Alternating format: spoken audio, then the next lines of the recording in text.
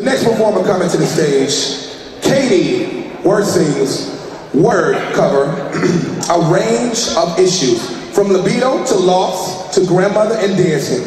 She was Denver City Slam champ in 2007 and represented the city at the Women's of the World Poetry Competition. She went on to do the same in the individual World Poetry Slam competition twice. Represented by the College Agency in Booth 35. Ladies and gentlemen, please help me welcome to the stage, Katie Wirsing. Hi guys, how are you doing? Awesome. Who's never seen spoken word before, ever? Most of you have, that's rad. All right, so for everybody, spoken word is just one big hangout conversation between you and me. So that means if you dig what is happening, feel free to give me a hallelujah. Give me a hell yeah. You can do better. Please throw your bras, throw your bros. I am an equal opportunity underwear receiver. This first piece I'm going to read is about my grandmother. She is famous for saying things to me like, "There are no fire escapes in hell. Don't be too open-minded or your brains will fall out. And Katie, God only has time to forgive so many things." But my grandmother, genuflexed with the best of them, born straight as an arrow in a world that is learning to appreciate its curves. She breaks like nails under the slightest of pressure. If you didn't know better, you might call her fragile, it's true. Wears depression like lipstick, she wouldn't leave the house without it.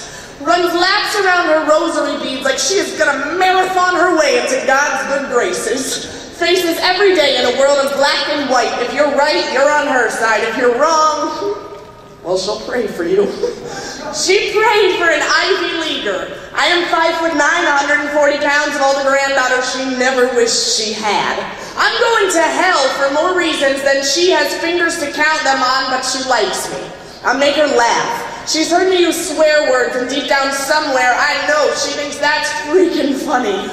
She holds her own in a church the same way I hold my own on a stage. I don't read her holy books, and she will never hear my poetry. We don't agree to disagree, we just disagree and try not to talk about it. She makes a point of introducing me to the boy at the checkout counter at Kmart and calls him a catch, while I make her uncomfortable by referring to my roommate as my girlfriend and using terms like queer, while I laugh at the way her lips twitch. I must have inherited her sense of humor. I think that's real funny, but I never tell her. Along with a lot of things, I don't fall in love nearly as easily as I'd like, but I spend whole nights pulling petals of she loves me, she loves me, she loves me from forget-me-nots and hope she doesn't forget me in the morning. I smile too much and think all the wrong things are funny. I laugh when I'm nervous, get nervous when I'm lying. I've spent whole days laughing through my teeth. It's true, I am not fragile. My fracture lines are in all hard-to-reach places, well aware that the world is a battlefield where we go to paint ourselves red over whatever we decide most worth it. There are people, like my grandma, who think love comes in a box with simple, easy-to-read, two-part instructions. So, imagine my surprise upon opening my mailbox to a Christmas card addressed to two names.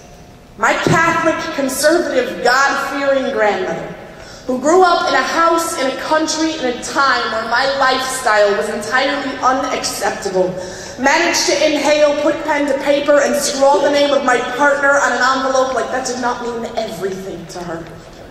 And I find myself scouring the page for signs of hesitation, an extra space.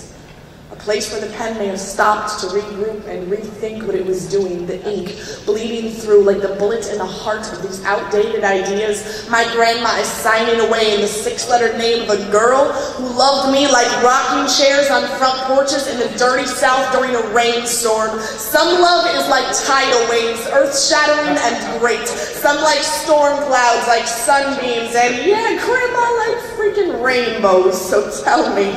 When exactly was it that you learned to stop flinching and simply accept the rain?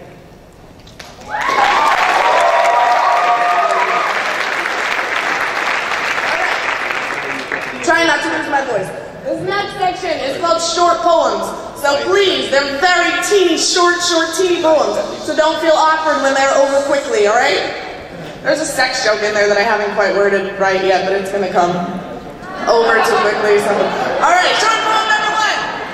Short poem. bottom for when your stepsister-in-law, do that math, stepsister-in-law, tells you she has decided she is bisexual because she thinks she is in love with you. Maybe she's like a T-Rex. If I stop moving, she'll forget I'm here. Short poem, short poem. Alright, short poem number 2. Lesbians are like unicorns, only gayer. Short poem, short poem, short poem. Alright. Short poem for when your girlfriend's mom ends up on peopleofwalmart.com. That happened. You have your mother's eyes, but thankfully, not her love for fried chicken. Short poem, short poem. Last one. She looks at me and says, if you lived here, you'd be home by now. I look at her and say, if I lived there, I'd have to be really, really tiny. Short poem, short poem. All right. Y'all, I'm going to do one last piece. Thanks so much for having me out today. Please come visit me at my booth. Show me your favorite dance move. Come grab a CD.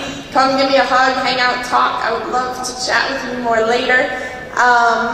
This last piece is just about putting as much love and light out into the world as we can. I think there's so much ugly already without us doing anything. So if all we can do is be a light in the darkness, then we're doing everything right. I have never driven to the desert at night, but if ever I were to lose myself, that is not the first place I'd go looking. I am 100 times stronger than the woman I used to be and not about to go bury my head in the sand. I am your average, everyday, self-righteous, self-conscious, modest, dramatic, bend over backwards for you selfish. I don't pretend to have all the answers.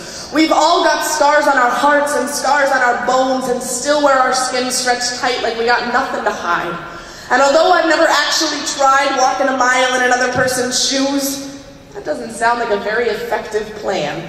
I'd be a mile away and you wouldn't have any shoes. So let's stay here and hold hands like fingers or life support systems, and we're keeping each other breathing, like inhaling and exhaling is a language only me, you, and the wind are familiar with, because life is too short to spend it walking away from one another. If there is one thing age is doing right, it's slowing us down until we realize how much every breath counts, because eventually your supply runs out. But I have also never been to a funeral. Which isn't to say there hasn't been opportunity, but if death wants to dance tango with the hairs on the back of my neck, he can come do it on my grounds. I am not anxious to make introductions, and washing grief out of clothing isn't something I'd ever like to get graceful at when already we wear this shrug like a family heirloom we feel obligated to hold on to, and I often find myself wondering whether or not the world falls asleep at night feeling good about itself. What it thinks on this whole dog-eat-dog mentality. Half of us are an open wound. The other half, rock salt. It's disgusting. It's my mother looking into birth control options for my 22-year-old baby sister because 85% of people who are developmentally disabled will be sexually assaulted at some point in their lives. And my next-door neighbor is seriously concerned with how close I park my car to his mailbox. CNN posted a lawsuit against the American Red Cross because one of their volunteers interrupted the news station from getting a good shot at dead bodies being removed from wreckage. But I have never loved this world more than my little sister told a teenage boy on the bus. It's not nice to call people gay. We are learning to swallow our pride or spit it out like poison. I am trying to have empathy for things I know nothing about. You all are really, really beautiful. Now just go and tell that to someone else. Thank you all so much.